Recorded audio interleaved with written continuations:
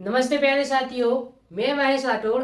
आज हम सीखने वाले हैं √2 एक अपरिमेय संख्या है, इसको सिद्ध कैसे करना है। प्यारे बच्चों, कक्षा 10वीं की बोर्ड परीक्षा में इस प्रकार का क्वेश्चन पूछा जाना 100% श्योर होता है।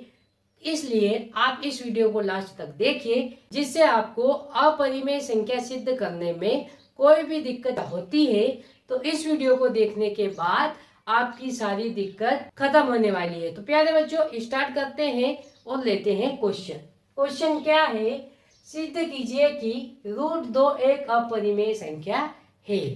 तो देखो, हम क्या इसके विपरीत मान लेंगे, है ना। इसने बोला है कि अपरिमेय संख्या है, हम क्या मान के सिद्ध करेंगे? परिमेय संख्या मानकर सिद्ध करेंगे कि ये अपरिमेय संख्या है। यहाँ पर लिख लेंगे, माना कि √2 एक परिमेय संख्या है। और अगर ये परिमेय संख्या है तो इसको परिमेय संख्या के बराबर लिख देंगे। और परिमेय संख्या को किस फॉर्म में लिखते हैं? हम P/Q के रूप में लिखते हैं। तो हम यहाँ पर लिख देंगे कि √2 बराबर P/Q। अब देखो, यहाँ पर P तथा Q क्या होने चाहिए? सह अभाज्य संख्या है। यहाँ पर P और Q सहअभाज्य संख्या है और Q बराबर क्या नहीं होना चाहिए? 0 नहीं होना चाहिए। अब देखो बच्चों, ये सहअभाज्य संख्या क्या होती है? ऐसी संख्या जिसका एक के अलावा कोई भी उभयनिष्ठ गुणनखंड नहीं होता। दूसरे शब्दों में कहे तो ऐसी संख्या है जिसका HCF क्या होना चाहिए? 1 होना चाहिए। तो उसको हम बोलेंगे सहअभाज्य संख्या। अब देखो बच्चों, इसको हम आगे सोल्व करते हैं। तो देखो, ये Q है ना, P के बटे में है। बटे में मतलब भाग में है। इसका पक्षांतर इधर करेंगे तो ये √2 के काय में आ जाएगा, गुणा में आ जाएगा, बराबर P, है ना। इसको नाम दे देते हैं समीकरण नंबर 1। अब क्या करेंगे? हम दोनों पक्षों में वर्ग कर देंगे।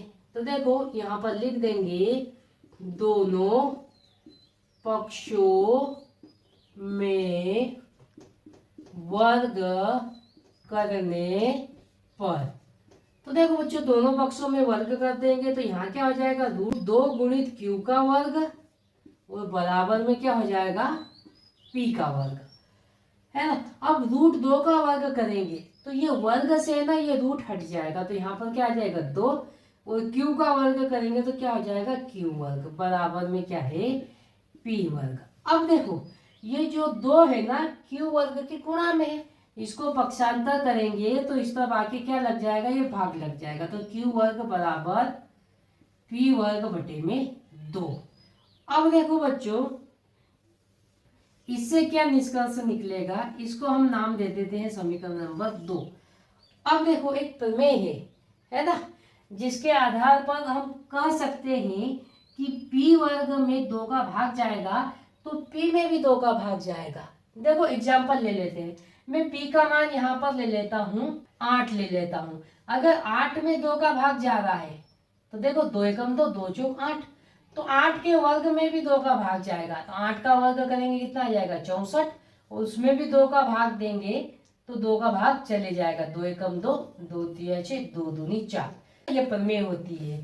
अब इसको हम आगे सोल्व करेंगे तो यहाँ लिखेंगे, क्या लिखेंगे? P वर्ग 2 से विभाज्य है तो P भी 2 से विभाज्य होगा। अब इसका मतलब क्या हुआ? ये 2 है जो P का क्या है? गुणनखंड है ना। यहाँ तक आपको समझ में आया होगा। अब इसको हम आगे हल करेंगे। हम यहाँ पर मान लेंगे कि P बराबर 2a। अब इसका मान हम समीकरण नंबर 2 में रखेंगे। तो देखो, P का मान समीकरण 2 में रखने पर। तो आइए यहाँ पर समीकरण 2 में रख देते हैं। तो समीकरण 2 क्या है, यहाँ पर क्यू वर्ग है बराबर पी वर्ग, पी 2a रख देंगे, इसका वर्ग है तो वर्ग कर देंगे, और बटे में क्या है 2 है तो 2। अब इसको बच्चों हम आगे सोल्व कर लेंगे। तो यहाँ पर क्या हो जाएगा, क्यू वर्ग बराबर 2 का वर्ग करेंगे कितना हो जाएगा 4, और a का वर्ग करेंगे तो a का वर्ग, बटे में क्या है 2 है। अब देखो बच्चों 2 से कट जाएगा 2 एकम 2 और 2 दूनी 4। अब 2a वर्ग की गुणा में इसको पक्षांतर करेंगे तो q वर्ग के भाग में आ जाएगा, बटे में आ जाएगा, बराबर a वर्ग। इसको नाम दे देंगे हम समीकरण नंबर 3। तो इसको नाम दे दिया समीकरण नंबर 3। अब देखो बच्चों ये जो q वर्ग है ना, इसमें 2 का पूरा पूरा भाग चले जाएगा, तो q में भी क्या होगा 2 का भाग चले जाएगा। ये प्रमेय के आधार पर बोल रहे हैं। यहाँ पर लिख देंगे q वर्ग 2 से विभाज्य है तो q भी 2 से विभाज्य होगा, है ना। इसका मतलब क्या हुआ, q का भी 2 क्या है, एक गुणनखंड है। और देखो हमने क्या माना था कि p और q सहभाज्य संख्या है। सहभाज्य संख्या मतलब इनका एक के अलावा कोई भी उभयनिष्ठ गुणनखंड नहीं होना चाहिए। लेकिन हमने क्या सिद्ध कर दिया कि p का भी 2 गुणनखंड है और q का भी 2 गुणनखंड है।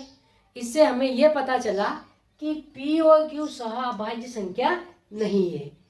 तो इससे यह सिद्ध होता है जो हमने माना था वो हमने गलत मान लिया था। हमने क्या माना था, परिमेय संख्या, तो हमने जो माना था वो गलत मान लिया था। हमारी अवधारणा क्या हुई, गलत सिद्ध हुई। तो हमने परिमेय माना था तो ये परिमेय संख्या नहीं है।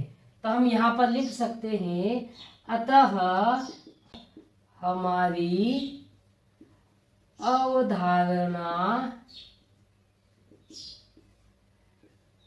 गलत है, तो √2 एक अपरिमेय संख्या है।